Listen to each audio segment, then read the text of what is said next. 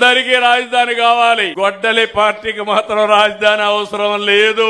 ఎన్నికల కంటే ముందు మొట్టమొదటిసారిగా అసెంబ్లీ హైదరాబాద్ లో పెడితే నేను కూడా అమరావతిని సపోర్ట్ చేస్తానని చెప్పాడు. చెప్పిన తర్వాత 29,000 మంది రైతులు 33,000 ఎకరాలు భూమి స్వచ్ఛందంగా రాజధానికి ఇచ్చారు. ల్యాండ్ పూలింగ్ లో రాజధాని ప్రారంభిస్తే జరగనీయకుండా అడ్డం పెడి కుట్రలు చేసి అక్కడ చెరుకు తోటలుంటే అవన్నిటికీ అగ్గిపెట్టి మళ్ళా ప్రభుత్వమే చేసిందని కుట్రలు చేసే పరిస్థితికి వచ్చారు. 2019లో మనం ఓడిపోయాం. 2019 ఓడిపోగానే మాట మార్చేశాడు. మాట మార్చి ఆ రోజు చెప్పింది మీరు చూస్తే 3 రాజధానులు 3 ముక్కలాటాడాడు. 5 ఏళ్లు ఏమీ చెయ్యలేదు. మళ్ళా మన ప్రభుత్వం వచ్చింది. అందుకే అలాంటి పార్టీ ఉండకూడదని 154 సీట్లతో గెలిచిన పార్టీని 11కే పరిమితం చేశారు. మీరందరూ కలిసి పార్లమెంట్ లో లోకసభ రాజ్యసభ 2 కూడా ఆమోదించి చట్టాన్ని చేశాయి. కానీ గొడ్డలి పార్టీ సపోర్ట్ చేయలే. అంటే మీరు గుర్తుపెట్టుకోవాలి, ఒక రాజధాని మీద